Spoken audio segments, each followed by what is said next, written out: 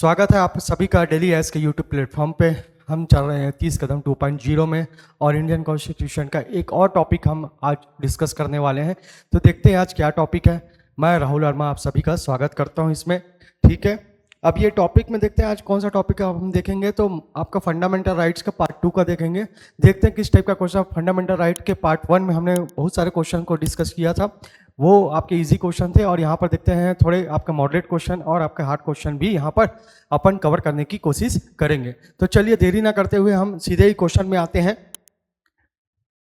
पहला क्वेश्चन देखेंगे। पहला क्वेश्चन लिखा है, धर्म के अंतरण के स्वतंत्रता का, धर्म के अबाध रूप से मानने का और आचरण करने और प्रचार करने के अधिकार में किसी प्रकार से युक्त निर्बंध लगाया जा सकता है। यानी कि अगर आपको बोल रहा है, यहाँ पर आप बात कर रहे हैं कि यहाँ पर रोक किस मैटर पे आपका लगाया जा सकता है, तो आपका ऑप्शन यहाँ पर दिखा है, सार्वजनिक व्यवस्था में खतरा उत्पन्न होने पर लगाया जा सकता है। क्या रोक लगाया जा सकता है? ठीक। नैतिकता के विरोध होने पर रोक लगाया जा सकता है, या धर्म के आचरण या प्रचार करने में स्वास्थ्य पर कोई खतरा आएगा तो रोक लगाया जा सकता है। तो आपको याद रखना है, ये जो युक्त निर्बंधन आएगा, आपका रीजनेबल रिस्ट्रिक्शन का बात किया जाएगा। तो यहाँ पर आपको 2 से 3 चीज़ें आपको बात ध्यान में रखनी है। क्या क्या? पहले चीज़ याद रखना है कि 3 ऐसे मैटर्स हैं जिस पे रोक लगाया जा सकता है। अगर पब्लिक ऑर्डर कहीं पर भी आपका इम्पैक्ट पड़ रहा है पब्लिक ऑर्डर में, यानी कि आपका सार्वजनिक व्यवस्था या लोक व्यवस्था में। दूसरा चीज़ आ गया किससे रिलेटेड, आपका मॉरलिटी या नैतिकता से रिलेटेड कोई भी इम्पैक्ट पड़ रहा है सोसाइटी में, या फिर बोलेंगे आपका स्वास्थ्य से रिलेटेड हेल्थ इशू या हेल्थ से रिलेटेड भी कोई मैटर आ रहा है। तो ये तीनों के तीनों से, अगर ये तीनों के तीनों मैटर्स में कोई भी इम्पैक्ट पड़ रहा, प्रभाव पड़ रहा है, तो यहाँ पर युक्त निर्बंधन यानी कि रीजनेबल रिस्ट्रिक्शन लगाया जा सकता है। तो आपका आंसर क्या आ जाएगा? डी। ए बी सी तीनों ही सही आ जाएंगे। क्लियर हो गया बात? चलिए आंसर इसका देख लेते हैं हम, ए बी सी। अब आगे चलते हैं, इसी में ही आपका दूसरा क्वेश्चन आ जाएगा, संसद सशस्त्र बलों, पुलिस और खुफिया ब्यूरो दूरसंचार प्रणाली में नियोजित व्यक्तियों को उनके कर्तव्य का उचित पालन करने और उनमें अनुशासन बनाए रखने के लिए मूल अधिकारों से वंचित कर सकती है, और इस कथन का संबंध किस अनुच्छेद से है? तो आपको बेसिकली इतने बड़े क्वेश्चंस में आपको की पॉइंट को आपका कवर करना है। क्या क्या चीज़ों का बात किया गया है यहाँ पर देखिए। आपका बात किया आर्म फोर्स का, किसका? आर्म फोर्स का। पुलिस का बात किया है, इंटेलिजेंस ब्यूरो का बात किया गया है। तो अगर ये कहीं पर भी आता है तो आर्टिकल एक ही आंसर आएगा, आपको याद रखना है। आर्टिकल आ जाएगा कौन सा आपका? 35, अनुच्छेद 33, यानी कि आर्टिकल 33 जो है आपका, इसका आंसर होगा। क्लियर हो गया? आगे समझ में? ठीक है, आगे चलते हैं। केशवानंद भारती बनाम केरल स्टेट से संबंधित निर्णय में क्या शामिल नहीं है? जो डिसीजन आया केशवानंद भारती बनाम केरल, यानी कि केशवानंद भारती वर्सेस केरल स्टेट का जो मैटर था, उसमें कौन सा डिसीजन लिया गया और उस डिसीजन में कौन सा सही नहीं है, इस चीज़ को पूछ रहा है। तो आपको यहाँ पर पढ़ना पड़ेगा, संसद संविधान में संशोधन नहीं कर सकती है, तो ये चीज़ को याद रखना है। एक दूसरा ऑप्शन दिया है, इस निर्णय में मूल ढांचे की अवधारणा निकलती है जो कि संविधान की रक्षा का आधार है, संविधान की सर्वोच्चता की स्थापना। और चौथा ऑप्शन है, संसद संविधान में संशोधन तो कर सकती है लेकिन मूल ढांचे को नष्ट नहीं कर सकती है। तो कौन सा मैटर इसमें शामिल नहीं है, इस चीज को याद रखना है। तो आपका जो ए ऑप्शन दिखाई दे रहा है, कौन सा आपका? Parliament can not amend the constitution, ये मैटर आपका इससे रिलेटेड नहीं आ जाएगा या डिसीजन से रिलेटेड नहीं आएगा। तो इसके बारे में थोड़ा डिटेल हम करते जाएंगे। पहले इसका आंसर देख लेते हैं कि क्या ये यही आंसर है। तो यही आंसर है। चलिए, अब यहाँ पर बात हो रही है किसकी? केशवानंद भारती बनाम आपका केरल स्टेट का बात हो रहा है। तो ये क्या का केस है? तो आपको याद रखना है 1973 का ये केस है। और इस केस के लिए जो केशवानंद भारती हैं, आपका एडेनीर जो आपका मठ था, एडेनीर मठ, इसके जो थे ये आपके हेड है, इस चीज को याद रखना। तो जो केरल गवर्नमेंट थी, केरल गवर्नमेंट के द्वारा जो आपका रिलीजियस इंस्टीट्यूट थे, धार्मिक संस्थाएं थे, उनके जो जमीन थे, उनके पास जितने भी जमीन थे, उनमें रिस्ट्रिक्शन लगाने का काम, ऐसा एक्ट लाया गया था केरल स्टेट के द्वारा। तो केशवानंद भारती ने वहाँ पर अपील किया था कोर्ट से, तो वही रिलेटेड केस है। तो ये जो है केशवानंद भारती एडेनीर मठ से रिलेटेड ये हेड थे, इस चीज़ को याद रखना है। और इस 1973 के ये केस में आपका 13 जजेस की बेंच बैठी थी, और जो डिसीजन आया है वो 7:6 से आया है। और इसमें जो क्वेश्चन से राइज हुआ था, क्वेश्चन जो बना था वो दो प्रकार के क्वेश्चन थे। क्या क्वेश्चन थे इसमें? तो क्वेश्चन नंबर 1 था कि क्या पार्लियामेंट जो है संसद आगे संसद जो है संशोधन कर सकती है, अमेंडमेंट कर सकती है, तो इसका क्या एरिया होगा, लिमिटेशन, क्या आपका अनलिमिटेड अमेंडमेंट कर सकती है, क्या उसका एरिया अनलिमिटेड होगा, इसका एक क्वेश्चन आया था कि इसका ये जो संशोधन है उसका जो एरिया क्षेत्र होगा वो असीमित होगा, ये एक क्वेश्चन था। और दूसरा क्वेश्चन आया था, ये पहला क्वेश्चन, दूसरा कि 368 आर्टिकल 368 यानी कि अनुच्छेद 368 में जो संशोधन है क्या उसका कोई सीमा है, कि उसका कोई सीमा कहां तक है, ये क्वेश्चन आया था। दो क्वेश्चन राइज हुए थे।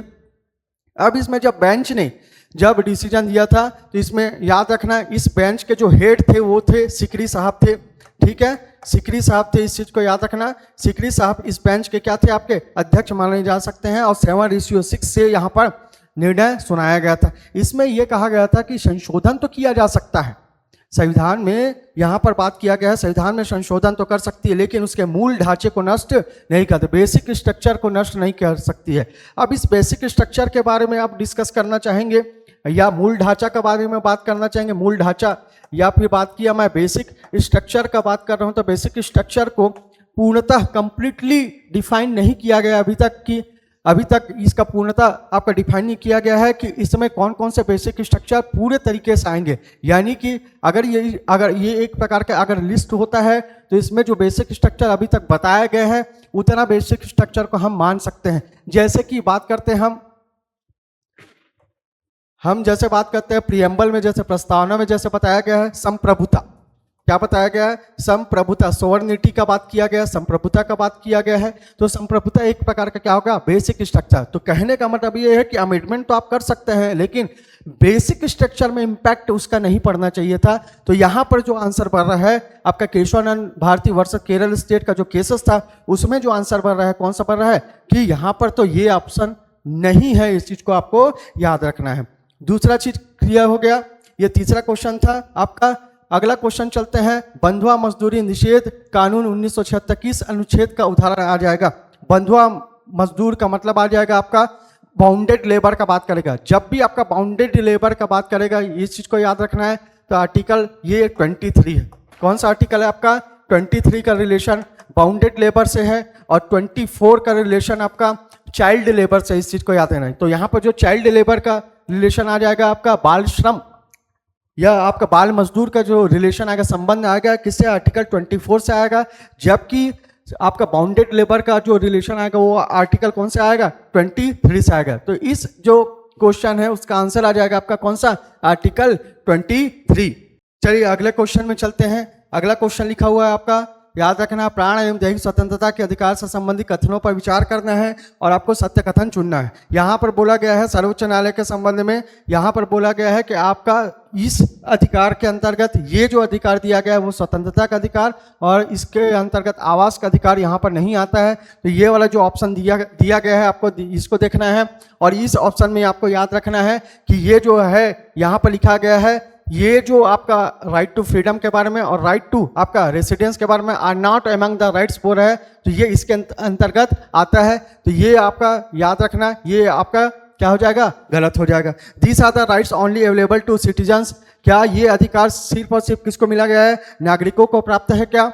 तो ये सिर्फ अधिकार नागरिकों को ये वाला जो प्राप्त नहीं है, ये आपका किसके, इंडिविजुअल्स को भी प्राप्त है। This are rights available to individual, तो आपको याद रखना है ये चीज आपका ठीक है। और दूसरा चीज यह केवल विदेशियों को प्राप्त है, तो ये चीज आपका गलत हो जाएगा। तो आपको याद रखना है these are the rights available to individuals. Individuals का मतलब क्या होगा, इंडिविजुअल्स का मतलब होता है सिटीजन यानी कि नागरिक और नॉन सिटीजन यानी कि गैर नागरिक, दोनों के लिए प्राण एवं दैहिक स्वतंत्रता आता है। अब हम इसका बात करते हैं तो इसका रिलेशन कौन से आर्टिकल से है, तो आर्टिकल याद रखना है आपको कौन सा, आपका 21 आर्टिकल नंबर अनुच्छेद नंबर 21 से इसका संबंध आता है। तो इसका आंसर आ जाएगा this are the rights available to individual, यानी व्यक्तियों को प्राप्त है। व्यक्ति का मतलब नागरिक प्लस गैर नागरिक दोनों का बात करता है।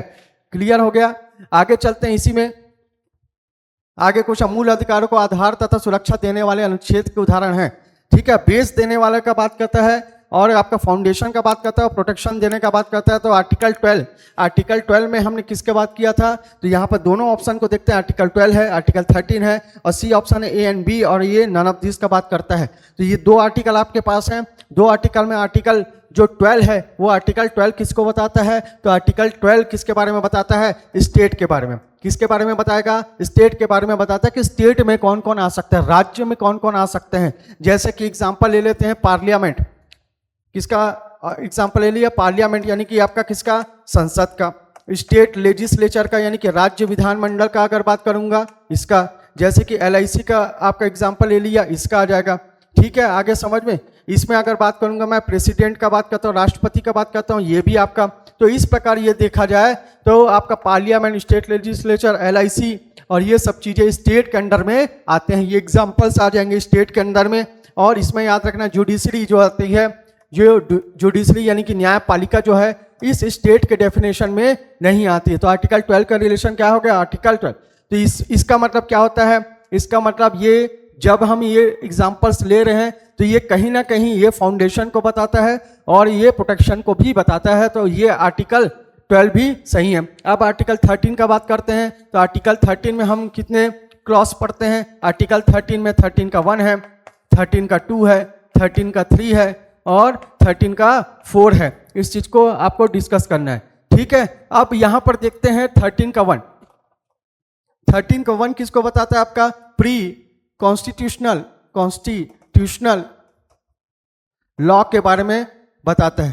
पूर्व आपका याद रखना पूर्व संवैधानिक कानून के बारे में बताता है। तो पूर्व संवैधानिक कानून का मतलब क्या होगा, जो संविधान बनने से पहले ब्रिटिश शासन के अंतर्गत बनाए गए जो कानून थे उसके बारे में बताता है। तो क्या चीज और डिफाइन करता है 13 का 1। 13 का 1 बोलता है कि जो प्री कॉन्स्टिट्यूशनल लॉ है, अगर वो फंडामेंटल राइट को ओवरलैप करने की कोशिश करेंगे, यानी कि उसको ऊपर आने की कोशिश करेंगे या उसको पूरा खत्म करने की कोशिश करेंगे, मौलिक अधिकार को पूरा खत्म करने की अगर कोशिश करते हैं, तो ये जो आते हैं प्री कॉन्स्टिट्यूशनल लॉ जो होते हैं वॉइड माने जाएंगे या फिर शून्य माने जाएंगे। इस चीज को आपको याद रखना है।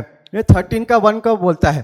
ठीक है, 13 का 2 क्या बोलता है भाई, 13 का 2 बताता है कि स्टेट के बारे में बताता है, राज्य के बारे में बताता है कि राज्य ऐसा कोई भी लॉ नहीं बनाएगा जो फंडामेंटल राइट को ओवरलैप करने की कोशिश करे। अगर ऐसा कंडीशंस आता है तो वो जो आपका लॉ बना हुआ है उसको हमको वॉइड माना जाएगा या फिर जीरो माना जाएगा, इसको बोलता है। ठीक है, वैसे ही आपका कौन सा आ जाएगा, आपका 13 का 3 और आपका कौन सा आ जाएगा, आपका 13 का 4 इसका मैटर आ जाएगा। ठीक है, 13 के 3 में अगर बात करेंगे तो 13 के 3 में आपको दो चीज को डेफिनेशन या फिर डिफाइन किया गया है। इस चीज को ध्यान से याद रखना है। अगर मैं 13 का 3 बात कर रहा हूं तो एक तरफ आएगा कानून, एक तरफ क्या आ जाएगा, आपका कानून का बात किया जाएगा। कानून का मतलब आ जाएगा आपका रूल, आपका लॉ का बात करेगा और इसका बात करेगा, कानून का बात करता है। एक चीज याद रखना है, 13 के 2 में दो चीजों की बात हो रही है आपकी।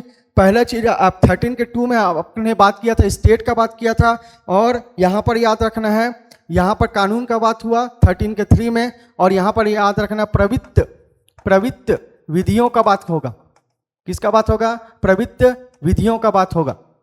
ठीक है, प्रवृत्त विधियों का बात होगा तो लॉ इन फोर्स का बात होता है, लॉ इन फोर्स। अब दोनों को समझना है। 13 के 3 में दो चीजें बताई गई है, कानून और आपका प्रवृत्त विधियों को बताया गया है, लॉ को बताया गया है और आपका किसको, लॉ इन फोर्स को बताया गया है। तो लॉ क्या है, लॉ को देखते हैं 13 के 3 में। कानून क्या है, कानून में क्या क्या चीज आएंगे। कानून में याद रखना है, पहला चीज याद रखना है आपको, अधिसूचना, नोटिफिकेशन। अधिसूचना का मतलब क्या हो जाएगा, आपका नोटिफिकेशंस आ जाएंगे। ठीक है, आगे समझ में। ठीक, उसके बाद याद रखना नियम यानी कि आपका रूल आ जाएगा। ठीक है, या लॉ बोल लो, इसको विनियम बोलते हैं, विनियम बोलेंगे, रेगुलेशंस बोलेंगे। ठीक है, रेगुलेशंस आ जाएंगे। और क्या आएंगे, प्रथाएं, कस्टम्स आ जाएंगे, कस्टम्स की बात करेंगे। और किसका बात करते हैं, इसी कानून का बात करते हैं। कानून में आपको बात करेगा अध्यादेश का, किसका, अध्यादेश का बात करेगा। ऑर्डिनेंस का बात करता है, किसका, ऑर्डिनेंस। और किसका बात करेगा, आदेश का बात करेगा। किसका बात करेगा, आदेश यानी कि ऑर्डर का बात करेगा। ठीक है। तो इसके अलावा अध्यादेश हो गया, आदेश हो गया, अधिसूचना, नियम, विनियम, प्रथाएं, ये सब चीजें कानून के अंतर्गत आएंगी, इसको लॉ माना जाएगा। इसके बारे में 13 के 3 में बताया गया है। अब ये जो प्रवृत्ति विधियां लॉ इन फोर्स का बात करता है, तो संविधान जब लागू होने के पहले जो लॉस थे या विधियां थी, वो वही कंडीशन बन जाएगा कि ये जो थे ओवरलैप नहीं कर पाएंगे। इस चीज को आपको याद है। 13 का 4 क्या बोलता है? 13 का 4 का रिलेशन आपका आर्टिकल 368 से भी है, इस चीज को याद रखना है। आर्टिकल 368 के संशोधन को इसके अंतर्गत लाया नहीं जाएगा। तो ये चीज को याद रखना है कि इसके अंडर में किया गया जो संशोधन है वो संशोधन माना जाएगा, इसमें इंपैक्ट नहीं पड़ेगा, प्रभाव नहीं पड़ेगा। इस चीज को आपको याद रखना है 13 के 4 में। तो यहां पर आपको दिख रहा है आर्टिकल 12 डिस्कस कर लिया हमने, आर्टिकल 13 डिस्कस कर लिया, दोनों का रिलेशन यहां पर दिख रहा है। तो आंसर आ जाएगा ए एंड बी। क्लियर? आगे समझ में? ठीक है, आगे चलते हैं। ठीक, अब इसी में बात करते हैं मूल अधिकार आवश्यक क्यों है, किस चीज के लिए आवश्यक है। आप खुद सोचिए, मूल अधिकार अगर हमको नहीं मिलता तो क्या मैं यहाँ पर बोल सकता, क्या आप मुझे सुन सकते या देख सकते? तो मौलिक अधिकार मिलना और मौलिक अधिकार को संविधान के द्वारा हमको गारंटी देना कि आपको ये मौलिक अधिकार दिया जाएगा, मूल अधिकार दिया जाएगा। तो ये किस टाइप का डेवलपमेंट का बात कर रहा है, किस टाइप का विकास का बात कर रहा है? आप बोल सकते हैं बौद्धिक विकास भी है आपका, ठीक है, इंटेलेक्चुअल डेवलपमेंट भी यहाँ पर बात हो रही है, यहाँ पर मोरल डेवलपमेंट की बात हो रही है, आध्यात्मिक विकास स्पिरिचुअल डेवलपमेंट की भी बात हो रही है। इसका मतलब इसका जो आंसर आएगा वो तीनों आएगा, 1, 2 एंड 3, तीनों आंसर आएगा। क्लियर हो गया? चलिए आगे चलते हैं। इसी में आगे क्वेश्चन आता है, विधि का अर्थ स्पष्ट किया गया है। विधि का अर्थ किसमें स्पष्ट किया गया है? लॉ को किसमें आपका एक्सप्लेन किया गया है? तो आपको याद रखना है, ये चीज हो गया, ये चीज हो गया। तो लॉ को अभी सिर्फ और सिर्फ अभी पढ़े हैं लॉ के बारे में। मैंने बताया था इसके 2 पार्ट आएंगे, एक कानून बताया गया, तो कानून को यहाँ पर बताया गया, कानून में कौन कौन से आ जाएंगे, टर्म्स आ जाएंगे। तो मैंने बताया, अभी डिस्कस किया मैंने कानून को, तो आंसर आ जाएगा कौन सा आपका? सी आ जाएगा। 100% सी आंसर सही है। इस चीज को आपको याद रखना है। क्लियर हो गया? 9 नंबर का क्वेश्चन किया है, संसदीय सर्वोच्चता का संबंध है, पार्लियामेंट्री सुप्रीमेसी का संबंध है। तो आपके पास 4 ऑप्शन दिए गए। पहला लिखा हुआ है विधि द्वारा स्थापित प्रक्रिया, दूसरा लिखा गया विधि के समक्ष समता, तीसरा ए एंड बी दोनों, और चौथा नन ऑफ दिस का बात किया गया है। तो जब भी हम पार्लियामेंट्री सुप्रीमेसी का बात करेंगे, यानी कि हमने पार्लियामेंट का बात किया, पार्लियामेंट का क्या काम है? पार्लियामेंट में 2 प्रकार के मेंबर होते हैं, 2 हाउसेस होते हैं, 2 सदन होते हैं, एक लोकसभा और एक राज्यसभा। लोकसभा में भी मेंबर होते हैं, राज्यसभा में भी मेंबर्स होते हैं, और इन मेंबर्स को एमपीस बोला जाता है, यानी कि सांसद बोला जाता है, मेंबर ऑफ पार्लियामेंट बोला जाता है। और ये क्या करते हैं? ये चर्चाएं करते हैं, ये डिस्कशन करते हैं। किससे रिलेटेड करेंगे डिस्कशन? लॉ से रिलेटेड, कि किस प्रकार का लॉ बनना चाहिए, किस प्रकार की स्कीम होनी चाहिए। तो यहाँ पर जो काम हो रहा है वो लॉ मेकिंग का काम हो रहा है। इस चीज को आपको याद रखना है। इसके बाद जो काम होता है वो एग्जीक्यूशन का काम होता है, एक्जीक्यूटिव बॉडीज जो वो काम करते हैं। अब यहाँ पर 4 ऑप्शन में आपको देखना है, by procedure establish by law, equality before the law. तो पार्लियामेंट्री, इसको ध्यान में देखना है, संसदीय सर्वोच्चता हमको किस में दिखाई देती है, ये चीज पूछ रहा है। तो आपको by procedure establishment by law, ये जो पहला ऑप्शन दिख रहा है, इसका रिलेशन ही आपका इसका आंसर होगा। तो आपका इसका इस क्वेश्चन का आंसर हो जाएगा ए। ठीक है, क्लियर हो गया? आगे चलते हैं इसी में। ठीक है, ये आंसर हो गया ए। अगला, भीमराव अम्बेडकर के द्वारा संवैधानिक उपचारों के अधिकार को संविधान के हृदय आत्मा कहा गया है। कहने का मीनिंग क्या है बोलता है। तो यहाँ पर भीमराव अम्बेडकर साहब ने जिस आपका ये कॉन्स्टिट्यूशनल रेमेडीज को आपका क्या बोला है? आपका सोल बोला है। और इसका रिलेशन कौन सा आर्टिकल से है? तो आर्टिकल को याद रखना है आपको। आर्टिकल को कौन सा आपका? आर्टिकल 32। आर्टिकल 32 में ये चीज दिया गया है। तो इसमें 2 चीजें को याद रखना है। आर्टिकल 32 में आर्टिकल 226 और आर्टिकल 32। तो आर्टिकल 32 के अकॉर्डिंग चलते जाएंगे तो सुप्रीम कोर्ट का मैटर आता है, सर्वोच्च न्यायालय का मैटर आता है, और आर्टिकल 226 का मैटर को देखेंगे तो हम हाई कोर्ट को रखते हैं। अब ये दोनों कोर्ट का बात हुआ है, तो दोनों कोर्ट जारी कर सकते हैं रिट्स को। किसको जारी कर सकते हैं? रिट को जारी कर सकते हैं। और रिट का कितना प्रकार है, कितना टाइप है? तो 5 प्रकार का रिट आता है। कितना आपका? 5 टाइप के रिट का यहाँ पर बात किया जाएगा। अगर आपके फंडामेंटल राइट का वायलेशन हो रहा है, ठीक है, तब आप इस रिट का यूज कर सकते हैं और अपील कर सकते हैं आपका सुप्रीम कोर्ट या हाई कोर्ट में। दूसरा से फंडामेंटल राइट के वायलेशन होने से आप डायरेक्ट सुप्रीम कोर्ट में भी अपील कर सकते हैं। इस चीज को आपको याद रखना है। अब यहाँ पर बोलता है भीमराव अंबेडकर ने क्यों बोला होगा, तो यहाँ पर याद रखना है, पहला चीज बोल रहा है संविधान का आधार मूल अधिकार है, ये तो है इन अधिकारों के माध्यम से व्यक्ति अपने मूल अधिकारों की रक्षा करता है और न्यायालय का दायित्व है कि वह अपने मूल अधिकारों की रक्षा को अपना मूल कर्तव्य समझे। तो इसमें आपका तीनों के तीनों जो आंसर दिखाई दे रहे हैं वो तीनों के तीनों सही होंगे, जैसे कि ये पहला भी सही है, दूसरा भी सही है और तीसरा तो कर्तव्य है ही, तो ये इसके आंसर आ जाएंगे उपरोक्त सभी। इस चीज को आपको याद रखना है। ठीक है, अगला जो क्वेश्चन आ जाएगा, भारत में मौलिक अधिकारों के संबंध में निम्न वक्तव्यों पर विचार कीजिए, असत्य कथनों पर सुनिए। ठीक है, अब यहाँ पर क्वेश्चन देखते हैं, राज्य कृत्य के विरुद्ध एक गारंटी है, बिल्कुल ये सही है। ये संविधान के भाग 3 में सूचीबद्ध है। भाग 3 का संबंध किससे, आपका पार्ट 3 का संबंध किसका है, आपका फंडामेंटल राइट्स है। पार्ट 3 का आपका आर्टिकल कौन कौन से आते हैं, आर्टिकल याद रखना है 12 to 35 का जो मैटर है वो फंडामेंटल राइट्स से रिलेटेड है। ये चीज हो गया, तो ये भी सही आ जाएगा। सामाजिक आर्थिक राजनीतिक न्याय सुनिश्चित करता है, बिल्कुल ये बात सही है। और ये संयुक्त राज्य अमेरिका में अधिकारों के बिल की भांति नहीं है, ये भी याद रखना है। हालांकि बिल ऑफ राइट में फंडामेंटल राइट से रिलेटेड बात किया गया था, लेकिन यहाँ पर जैसे क्वेश्चन पूछा है तो एक चीज याद रखना कि क्या वो 100% फंडामेंट ये बिल ऑफ राइट है क्या, तो 100% बिल ऑफ राइट नहीं है इस चीज को, यानी कि हमने क्या कॉपी पेस्ट या जो बोरो किया है अमेरिका से वो बिल ऑफ राइट से पूरे के पूरे फंडामेंटल को 100% आपने बोरो किया क्या, तो 100% नहीं किया। इसी कारण इसका आंसर आ जाएगा 1 2 3 4, ये चीज आपका आंसर रहेगा ए। क्लियर हो गया। अगला क्वेश्चन चलते हैं, इसी में क्वेश्चन नंबर आपका 12 में चलेंगे। क्लियर, क्वेश्चन नंबर 12 बोलता है कौन सा आपका विकल्प, कौन सा ऑप्शन यहाँ पर आपका सही है, ये चीज आपको बताना है। ठीक है, भारतीय संविधान में मूल अधिकारों को शामिल करने के लिए नेहरू रिपोर्ट 1928 ने समर्थन किया था, तो ये चीज को आपको याद रखना है। ये तो समर्थन किया था क्योंकि नेहरू रिपोर्ट 1928 में नेहरू रिपोर्ट जो बनी थी वो मोतीलाल नेहरू ने रिपोर्ट बनाई थी। मोतीलाल नेहरू ने रिपोर्ट क्यों बनाई थी, तो उसको भी याद रखना है कि एक थे लॉर्ड बर्केनहेड। लॉर्ड बर्केनहेड एक ऑफिसर थे, ब्रिटिश ऑफिसर थे। उन्होंने इंडियंस को क्या किया, चैलेंज दिया है। इस चीज को याद रखना है। चैलेंज को एक्सेप्ट करने वाले ही कौन थे, मोतीलाल नेहरू थे। तो क्या चैलेंज दिया था लॉर्ड बर्केनहेड ने, लॉर्ड बर्केनहेड ने ये बोला था कि आप ऐसा कॉन्स्टिट्यूशन बना के दिखाएं या ऐसा कॉन्स्टिट्यूशन के सब्जेक्ट मैटर को रखें जिसमें इंडिया के जितने भी पार्टीज है वो आपका सपोर्ट करें। इस चीज को याद रखना। तो मोतीलाल नेहरू ने उस चैलेंज को एक्सेप्ट किया और अपनी एक रिपोर्ट तैयार की, उसी को ही बोला जाता है नेहरू रिपोर्ट बोला जाता है। तो नेहरू रिपोर्ट में यहाँ पर जवाहरलाल नेहरू नहीं है, यहाँ पर मोतीलाल नेहरू है। और इस नेहरू रिपोर्ट जब आई 1928 में, तो इस नेहरू रिपोर्ट के जो सब्जेक्ट मैटर थे, जितने भी प्रोविजंस थे, प्रावधान थे, उनके पक्ष में मुस्लिम लीग नहीं थी। इसी कारण यहाँ पर नेहरू रिपोर्ट को रिजेक्ट कर दिया गया, ब्रिटिश गवर्नमेंट ने रिजेक्ट कर दिया था। लेकिन यहाँ पर हम क्वेश्चन जो पढ़ रहे हैं तो नेहरू रिपोर्ट में भी फंडामेंटल राइट की बात की गई थी, इसको याद रखना है। क्लियर, एक चीज।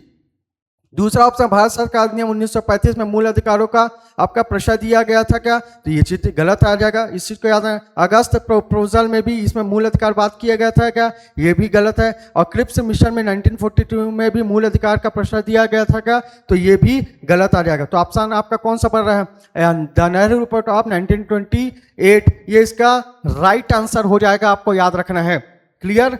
अगला क्वेश्चन आ जाएगा, क्वेश्चन नंबर 13, भारतीय संविधान में जैसा निहित है निम्न में से कौन से समानता के मौलिक अधिकार में सम्मिलित नहीं आ जाएगा। कौन सा ऐसा अधिकार है, कौन सा ऐसा इक्वेलिटी के बारे में हमने बात किया है जो फंडामेंटल राइट से रिलेटेड नहीं है। तो जनरली या सामान्यतः हम देखते हैं कि कौन सा, तो पहले देखते हैं इक्वेलिटी बिफोर द लॉ, ये आपका है कि नहीं, तो आपका ये चीज को याद रखना है। ये भी आपका आर्टिकल से रिलेटेड है, आपका किससे, आपका आर्टिकल 14 से। तो ये तो है, आपका याद रखना है। सामाजिक समानता, सोशल इक्वेलिटी की बात ही कॉन्स्टिट्यूशन करता है। ठीक है, अवसर की समानता, इक्वेलिटी ऑफ अपॉर्चुनिटी, इसकी भी बात करता है। लेकिन इकोनॉमिक इक्वेलिटी यानी कि आर्थिक समानता की बात यहाँ पर फंडामेंटल राइट में नहीं किया गया। तो इसका आंसर आ जाएगा आपका कौन सा, सी आंसर आ जाएगा। इस चीज को आपको याद रखना है। ठीक है, अगला क्वेश्चन चलते हैं, क्वेश्चन नंबर 14, मूल अधिकारों से संबंधित संविधान के निम्नलिखित अनुच्छेदों में से कौन कौन सा प्रत्यक्ष रूप से बालकों को शोषण से बचाता है। ये बोलता है, अब यहाँ पर क्वेश्चन को समझना है, डायरेक्टली रिलेटेड है to protecting the children from exploitation. ये डायरेक्टली रिलेशन यानी कि एक्सप्लॉयटेशन के बारे में उसमें बताया गया है कि एक्सप्लॉयटेशन नहीं होना चाहिए, बालकों का, चिल्ड्रंस का एक्सप्लॉयटेशन नहीं होना चाहिए। तो ये कहीं ना कहीं आपको चाइल्ड लेबर के बारे में बताता है। जैसे चाइल्ड लेबर होते हैं तो उनका जो एक्सप्लॉयटेशन है उसको प्रोहिबिशन के लिए कोई ना कोई इंडियन गवर्नमेंट ने एक्ट बनाया है, उसी के बारे में बताता है। तो इसका रिलेशन कौन से आपके इस चीज से है, आर्टिकल से है। तो मैंने पहले बताया था आर्टिकल अभी 23 और 24 के बारे में बताया था। आर्टिकल 23 का रिलेशन आपका बताया था मैंने, फोर्स्ड लेबर से आ जाएगा। आर्टिकल 24 का रिलेशन किससे आ जाएगा, चाइल्ड लेबर से। तो आंसर क्या आ जाएगा आपका, आर्टिकल 24 इसका आंसर आ जाएगा। क्लियर, ठीक है। आगे चलते हैं, क्वेश्चन आपका यहाँ पर आपको मैच करना है आपको, ठीक है, मैच करना है। तो इसमें चार ये जो चीज दिए गए हैं आपका, एक लिखा हुआ है आपका बंदी प्रत्यक्षीकरण, एक लिखा है परमादेश, एक लिखा प्रतिषेध और एक लिखा है आपका उत्प्रेषण। धीरे से समझने की कोशिश करते हैं कि ये है क्या चीज। तो अभी मैंने जो डिस्कस किया था आर्टिकल 32 को 32 को आपका संविधान के हृदय क्या है, सोल कहा है। आगे समझ में किसने कहा है, तो भीमराव अंबेडकर ने कहा है। और जिस रिट की बात मैंने आपके 2 मिनट पहले की थी, वही ये 4 प्रकार के रिट हैं, इस चीज को याद रखना, ठीक है। तो बंदी प्रत्यक्षीकरण का रिलेशन किससे आ जाएगा, तो बंदी प्रत्यक्षीकरण का रिलेशन आपको देखना है। इसका मतलब है सशरीर उपस्थित करें, ए का 3। तो ए का 3 देख रहे हैं आप लोगों को, 3 मैटर में ए का 3 का आ रहा है। अब देखते हैं आपका परमादेश, ठीक है, बी का। तो बी का ऑप्शन जो आएगा, हम आदेश देते हैं, बी का आपका आ जाएगा आपका कौन सा, आपका बी का 4 आ गया। तो बी का 4 यहां पर दिखाई दे रहा है, ठीक है। अब देखते हैं आपका प्रतिषेध, रोकना, यानी कि सी का आपका किससे, तो प्रतिषेध का रिलेशन कहीं ना कहीं आपका किससे, आपका सबऑर्डिनेट जो आपके कोर्ट्स होते हैं उससे रिलेटेड आएगा। तो सी का 2 आ जाएगा। और उत्प्रेषण यानी कि क्या आ जाएगा आपका, पूर्णता सूचित करो, डी का 1। तो आपको आंसर क्या दिखाई दे रहा है आपका, बी, ऑप्शन बी इसका आंसर होगा।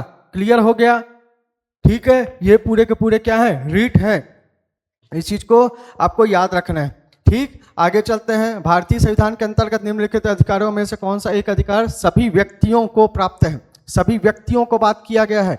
अब यहां पर याद रखना किसका बात किया गया है, ऑल इंडिविजुअल्स का बात किया गया है। तो मैंने बताया था जब भी व्यक्ति दे या इंडिविजुअल्स का बात किया गया, इंडिविजुअल्स का, दैट मीन्स याद रखना इसका मीनिंग ही है आपका, याद रखना सिटीजन्स को पूछ रहा है वो, सिटीजन्स प्लस नॉन सिटीजन्स को बोलता है, किसको, नॉन सिटीजन्स को, यानी कि नागरिक को बोल रहा है, नागरिक प्लस गैर नागरिक, ठीक है। ये दोनों को इंक्लूड कर रहा है। दोनों को जब बोलेगा तो वो टर्म्स यूज करेगा क्या, इंडिविजुअल। तो इसके बारे में आपको पूछा है क्या चीज बोलता है भाई, तो विधि के अनुसार समान संरक्षण और अधिकार है क्या बोल रहा है, भेदभाव के विरुद्ध अधिकार है क्या बोल रहा है आपका, ठीक है, स्वतंत्रता का अधिकार है क्या, सांस्कृतिक और शैक्षणिक अधिकार है क्या, ये चीज पूछ रहा है। तो कौन सा अधिकार यहाँ पर मिलता है, ये चीज बोल रहा है। तो आपका यहाँ पर सीधा से सीधा दिख रहा है आपका कौन सा, आपका ए वाला जो मैटर है, right to equal protection of before the law, ये चीज आपको याद रखना है, ठीक है।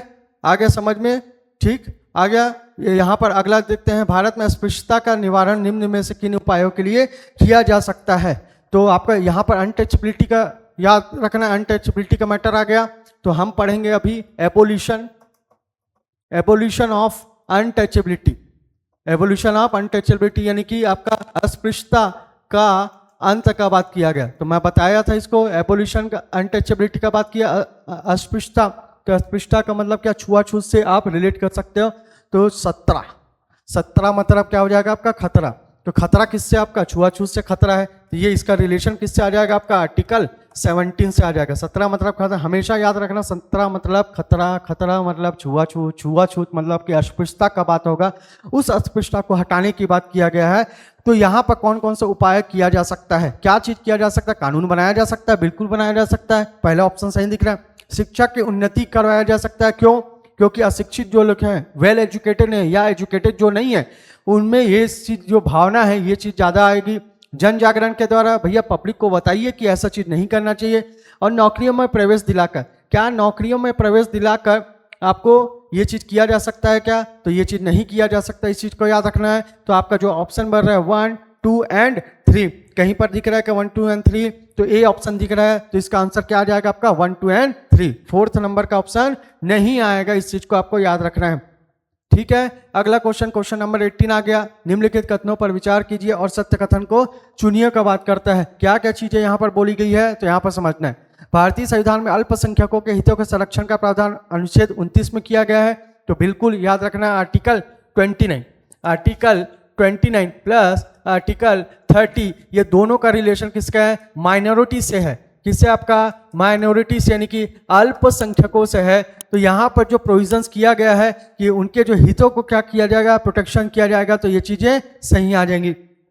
दूसरा देखते हैं, भारतीय संविधान में प्रेस की स्वतंत्रता का प्रावधान अनुच्छेद 22 में किया गया है, तो अनुच्छेद 22 को ही मैं बताया था। अनुच्छेद 22 में किसका बात करता है, आपका प्रिवेंटिव डिटेंशन का बात करता है, प्रिवेंटिव डिटेंशन का बात करता है, निवारक निरोध का बात करता है। किसका, निवारक निरोध का बात करता है, यानी कहीं ना कहीं आपका गिरफ्तारी का बात करेगा। किसका बात करेगा, गिरफ्तारी का बात करेगा, अरेस्ट करने से रिलेटेड मैटर का बात करेगा।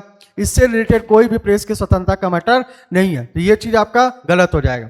ठीक है, तीसरा बोलता है आपका संविधान में नागरिकता संबंधी प्रावधान अनुच्छेद 5 से 11 के बीच में शामिल है क्या, तो प्रोविजन जो सिटीजन्स के बारे में दिया गया है, तो यहाँ पर मैंने बात किया नागरिकता यानी कि सिटीजनशिप का, तो ये कौन सा पार्ट है आपका, कॉन्स्टिट्यूशन का पार्ट 2 है, और पार्ट 2 का जो आर्टिकल है वो कौन सा है आपका 5 to 11 है। तो ये ऑप्शन सही हो गया, ये ऑप्शन गलत हो गया, ये ऑप्शन सही हो गया, तो आंसर आ जाएगा आपका कौन सा 1 and 3। इसका आंसर आ जाएगा आपका बी। चलिए अगला क्वेश्चन आ जाते हैं, आपका क्वेश्चन नंबर 19 है। ऐसे किस अनुच्छेद में प्रावधान किया गया है, ऐसे कौन से आर्टिकल में ऐसा प्रोविजंस किया गया है जिससे किसी अल्पसंख्यक वर्ग यानी माइनॉरिटी जो कैटेगरी है को उसके लिंग्विस्टिक बेस पे और आपका किस पे, स्क्रिप्ट के बेसिस पे कोई भी सरकारी शैक्षणिक संस्था में प्रवेश जाने से नहीं रोका जा सकता है। तो इसका डायरेक्टली रिलेशन आ जाएगा आपका कौन सा, आर्टिकल नंबर 29 का रिलेशन इससे है। इस चीज को आपको याद रखना है। ठीक है, तो इसका आर्टिकल कौन सा आ गया आपका, आर्टिकल 29 का आंसर इसका आ जाएगा। अगला क्वेश्चन आ जाएगा आपका, निम्नलिखित में से कौन सा रेट किसी व्यक्ति की स्वतंत्रता के लिए सबसे बड़ा सुरक्षा कवच माना जा सकता है। ठीक है, अब यहाँ पर बात किया गया है ये चीज का, तो ये आपका मैं बताऊं ये चारों के चारों क्या है आपके, ये 1 2 3 आपका तीनों को याद रखना है। ये रिट है, और रिट का जो आपका के बारे में मेंशन जो उल्लेख किया गया आर्टिकल 32 यानी कि 32 में किया गया है, और इसी को ही भीमराव अंबेडकर साहब ने संविधान की आत्मा या हृदय कहा है। इस चीज को याद रखना। तो यहाँ पर जो आंसर आएगा वो आपको याद रखना, हैबियस कार्पस जो लिखा हुआ है वो इसका आंसर है, बंदी प्रत्यक्षीकरण। तो इसके लिए आप लोग ये हैबियस कार्पस में याद रखना है। ये हैबियस कार्पस का मैटर आंसर कौन सा आ जाएगा आपका बी आ जाएगा। क्लियर हो गया। अब आगे चलते हैं भाई। क्वेश्चन नंबर 21 बोलता है, इनमें से कौन शुरुआती संविधान का अंश नहीं है। बोलता है जब शुरुआती संविधान का बात कर रहा है, यानी कि जब हमारा ओरिजिनल कॉन्स्टिट्यूशन बना था, तो इनमें से ये ABCD 4 ऑप्शन दिखा रहे हैं, उसमें से कौन सा ये जो आपका राइट्स हमारे पास नहीं था उसका बात चर्चा कर रहा है। तो पहला ऑप्शन दिया है राइट टू प्रॉपर्टी दिया है, दूसरा ऑप्शन दिया है आपका राइट टू एजुकेशन दिया है, तीसरा राइट टू इक्वलिटी, और चौथा option right to constitutional remedies का बात करता है। तो हम चर्चा कर लेते हैं इसमें क्या क्या चीजें हैं। ये अगर आपका बात करते हैं संपत्ति के अधिकार का, अगर बात करते हैं तो संपत्ति का अधिकार हमको पहले से ही प्रदान कर दिया गया था शुरुआती संविधान में। पहला चीज आपको क्लियर होना चाहिए। शिक्षा का अधिकार का बात करेंगे, समानता का, और आपका संवैधानिक उपचारों का अधिकार। ये संवैधानिक उपचारों का अधिकार का अगर बात करते हैं तो ये भी पहले से प्रदान कर दिया गया है मूल संविधान में, और उसके बाद समानता का अधिकार भी प्रदान किया गया। लेकिन शिक्षा का अधिकार का अगर बात करते हैं तो शिक्षा का अधिकार का संबंध आर्टिकल, याद रखना है आप लोगों को, आर्टिकल 21 का ए से रिलेशन है इसका, और ये 21 का ए ऐड किया गया, जोड़ा गया है कौन से संविधान संशोधन से, 86वां संविधान संशोधन 2002 से ये जोड़ा गया कि ये राइट टू आपका एजुकेशन को दिया जाएगा। अब ये किसको दिया जाएगा भाई, ये भी बात है। तो ये जो 86वां संविधान संशोधन से आर्टिकल 21 का ए जो जोड़ा गया, इसमें बोला गया किसका बेस क्या था आपका, एजुकेशन था। तो एजुकेशन किसको दिया जाएगा, तो आपको याद रखना है 6 से 14 वर्ष के बच्चों को, 6 से 14 वर्ष के बच्चों को आपको कैसा एजुकेशन दिया जाएगा, फ्री एजुकेशन और कंपलसरी एजुकेशन दिया जाएगा। ठीक है, फ्री यानी कि आपका निशुल्क और आपका अनिवार्य, निशुल्क तथा अनिवार्य अनिवार्य शिक्षा का प्रावधान यानी कि प्रोविजन किया गया, इसकी चीज को आपको याद रखना है। ठीक है, 6 से 14 वर्ष के बच्चों के लिए अगर हम एजुकेशन की बात करते हैं तो एजुकेशन के लिए जो प्रोविजन किया गया है वो किया गया आर्टिकल कौन से में 21 का ए। और ये कब ऐड ऑन किया गया? 86वां संविधान संशोधन 2002 के तहत हमको इसको ऐड किया गया। इसका मतलब क्या? इस क्वेश्चन में जो पूछ रहा है कि शुरुआती संविधान का अंश नहीं है, तो कौन सा अंश नहीं आपको दिखाई दे रहा है? तो कौन सा अंश नहीं आएगा? शिक्षक का अधिकार इसका आंसर होगा। क्लियर? चलिए क्वेश्चन नंबर 22, निम्न में से क्या सही है? क्या सही है, क्या आपका ट्रू है, उसको बताना है आपका। तो पहला, संविधान का अनुच्छेद 21 कार्यपालिका के कार्यों के विरुद्ध व्यक्ति का संरक्षण करता है। आर्टिकल 21 किसके बारे में बताता है? प्राण एवं दैहिक स्वतंत्रता के बारे में बताता है आर्टिकल 21। तो पहले जो ऑप्शन दिखाई दे रहा है वो पूरा तरीके से सही है, इस चीज को याद रखना है। संविधान का अनुच्छेद 21 विधायिका के कार्यों के विरुद्ध व्यक्ति का संरक्षण करता है, तो ये भी आपका ऑप्शन सही है। तो ए और बी दोनों सही आ जाएंगे, तो ऑप्शन आपका कौन सा आ गया? आपका सी आंसर इसका आ जाएगा। क्लियर हो गया? चलिए आगे चलते हैं। क्वेश्चन नंबर 23 में, निम्न में से कौन से अधिकार संविधान के अनुच्छेद 22 के अंतर्गत गैर नागरिकों को दिए गए हैं?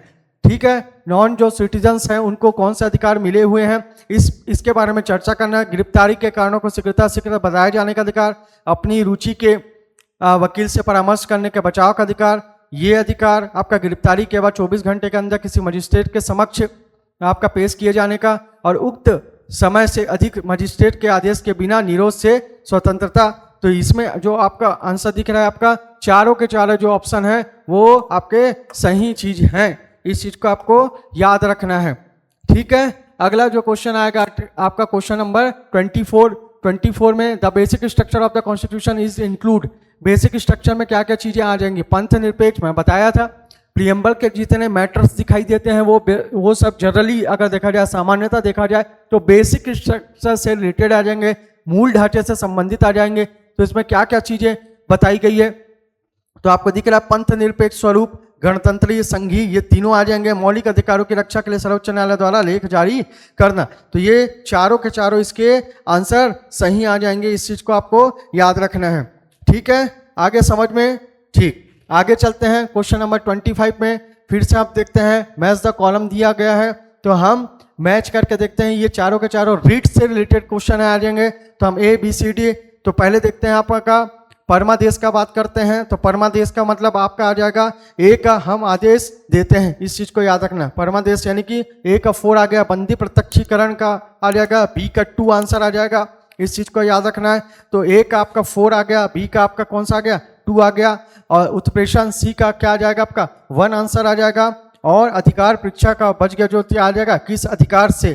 तो आपका आंसर यहाँ पर दिखाई दे रहा है कौन सा? आपका डी आंसर इसका आ जाएगा। क्लियर हो गया?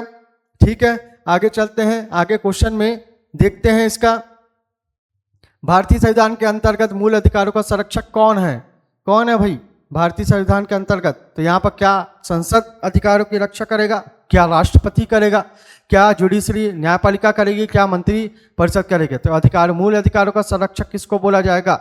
न्यायपालिका को बोला जाएगा। क्यों बोला जाएगा? तो अभी बताए हैं कि फंडामेंटल राइट से रिलेटेड कोई भी वायलेशन होता है या आपके साथ डिस्क्रिमिनेशन होता है तो आप डायरेक्ट अपील कर सकते हैं सुप्रीम कोर्ट में भी, या आपके पास ऑप्शन भी है, हाई कोर्ट का भी ऑप्शन है। इसमें आर्टिकल 226 226 और आर्टिकल 32 यानी कि 32 को भी देखना पड़ता है। तो इसका आंसर क्या आ जाएगा? आपका जुडिशरी इसका आंसर आ जाएगा। क्लियर? अब आ जाएंगे, अगला क्वेश्चन आएगा आर्टिकल से रिलेटेड। तो आर्टिकल और उसके मैटर्स को आपको क्या करना है? मैच करते जाना है। तो आर्टिकल 19 का देखते हैं, आर्टिकल 19 का रिलेशन आपका देखते हैं। तो आर्टिकल 19 का रिलेशन यहाँ से दिखता है, वाक स्वातंत्र आदि की आपका।